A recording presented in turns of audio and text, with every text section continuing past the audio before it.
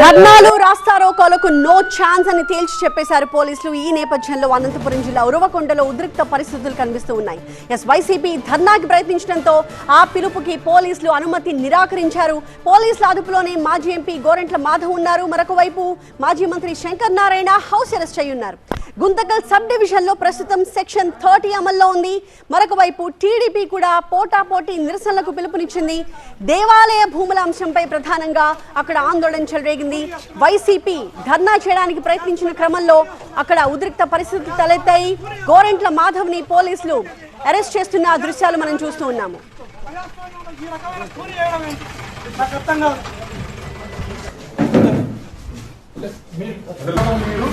పర్యావరణ చేసి ఏ రకంగా చెప్తే ఆ రకంగా ఈ పోలీస్ వ్యవస్థ పనిచేస్తుంది.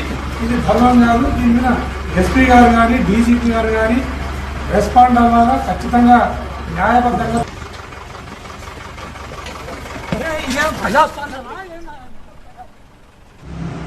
ప్రతిపక్ష పార్టీకి నిరసన తెలిపే హక్కు కూడా లేదన్నట్టుగా ఈరోజు అధికార పార్టీ కుతంత్రాలు చేస్తూ ఉంది.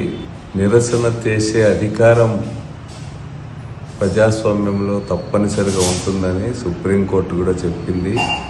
సుప్రీంకోర్టు అంటే కూడా వీళ్ళకి ఏమాత్రం కూడా గౌరవం లేదు.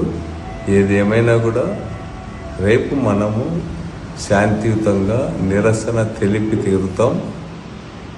అంతేకాకుండా పోలీసులు గతంలో వాయిదా వేసుకోమంటే వారి మాటను గౌరవించి మనం 3వ తేదీకి వాయిదా వేసుకున్నాం. ఇప్పుడు మరోసారి వాయిదా వేసుకోమని కోరుతూ ఉన్నారు.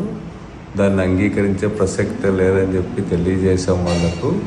తప్పనిసరిగా మనం నిరసన తెలియజేయాల. ప్రతిపక్ష పార్టీగా నిరసన తెలిపే హక్కు మనకుంది.